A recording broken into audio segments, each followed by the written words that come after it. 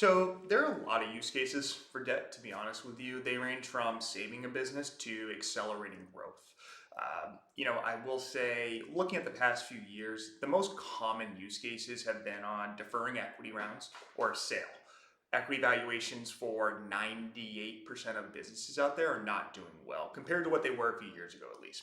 So we're seeing a lot of companies that are doing well revenue wise, even with a clear path to profitability or maybe profitable already. They want some capital to hit the gas a little bit more on their growth. So what they'll do, they'll look at different debt financing options as an alternative to equity. That's probably what we're seeing the most right now. Yes, companies do look at debt sometimes as a last resort, which, to be honest with you, is not the way to look at it. Credit's not as easy to secure for a lot of companies, especially asset light, cash burning businesses, like you might think. The old school mindset was you raise debt when you can't raise equity, and that's just not really the case. Debt's not super easy, especially when you need something that's a little bit more creative. You want something that's not going to cost an arm and a leg and basically be a credit card type rate structure.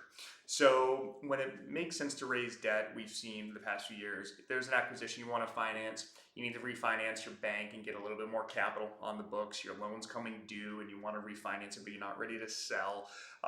And sometimes, we've seen plenty of situations the past couple of years where they have an acquisition or an equity offer, but to be honest, it's just not the right time.